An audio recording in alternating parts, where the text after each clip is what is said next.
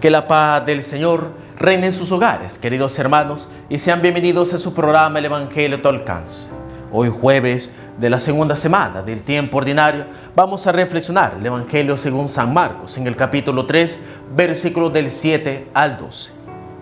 En aquel tiempo, Jesús se retiró con sus discípulos a la orilla del mar, seguido por una muchedumbre de galileos.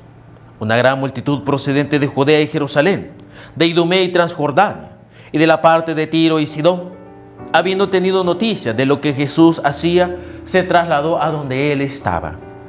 Entonces rogó Jesús a sus discípulos que le consiguieran una barca para subir en ella, porque era tanta la multitud que estaba a punto de aplastar. En efecto, Jesús había curado a muchos, de manera que todos los que padecían algún mal se le echaban encima para tocar. Cuando los poseídos por espíritus inmundos lo veían, se echaban a sus pies y gritaban: «Tú eres el Hijo de Dios». Pero Jesús les prohibía que lo manifestaran. Palabra del Señor, gloria y honor a ti, Señor Jesús. Este pasaje es interesante, sobre todo porque se nos da un panorama acerca de la fuerza de atracción y de la popularidad, la fama que Jesús tenía.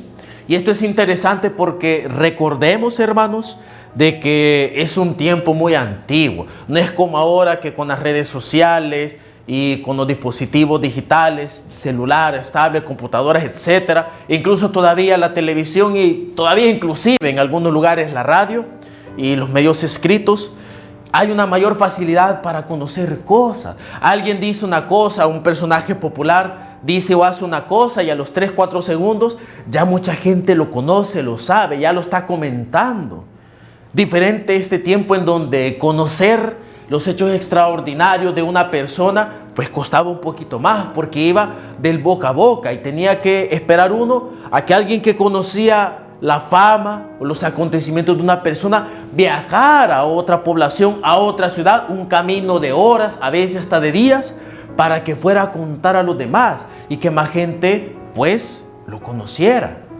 Pero si hablamos de tantos lugares, habla aquí precisamente el evangelista de las regiones de Judea, Jerusalén, que conforman varias comarcas, varios pueblos, Idumea, Transjordania, es decir, más allá del río Jordán, de Tiro y de Sidón. Es decir, muchas poblaciones estaban totalmente emocionadas de buscar a Jesús, de conocerle, saber quién era Él. Y eso es algo impresionante, pero también es parte y fruto precisamente de esa capacidad que tenía Jesús para mostrarse a la gente, para predicar y obrar de una manera en que llamaba la atención de las personas y esas personas buscaban a Jesús para seguir consumiendo esa palabra que Él predicaba, esas obras que Él hacía.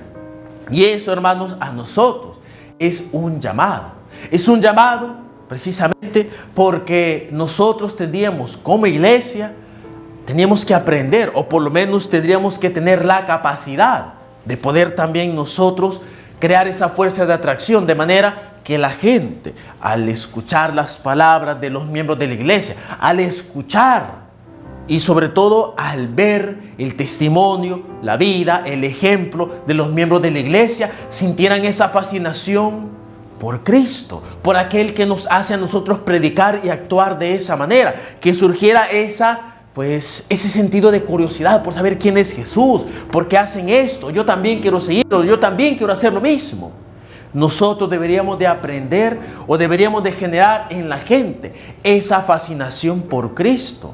Pero ojo, eso lo tenemos que hacer con sinceridad, con palabras sinceras, no con palabras mentirosas, no con palabras hipócritas, tampoco con un modo de actuar hipócrita, escondido, fariseo utilizando pues esta figura que se nos presenta en los evangelios, es decir, alguien falso. No, porque si no la gente viene siguiendo una idea falsa del cristianismo, una idea falsa de Jesús, y cuando vienen a la iglesia se desilusiona al ver el mal ejemplo de muchas gentes, al ver la falsedad en las palabras de mucha gente. Por eso, para crear fascinación en la gente, tenemos que mostrar a Cristo tal y como es, en sus palabras y en sus acciones. Y nosotros también debemos aprender a alejar de nuestra vida aquellas cosas falsas que tapen la figura de Cristo en nuestra vida y aprender nosotros también a no ser cristianos hipócritas, que por una parte actuemos de una manera y en la iglesia actuemos de otra, sino que con nuestras debilidades, con nuestros pecados, poco a poco mejorar, buscar la gracia del Señor y buscar ser auténticos, transmisores de la palabra y de las obras de Cristo.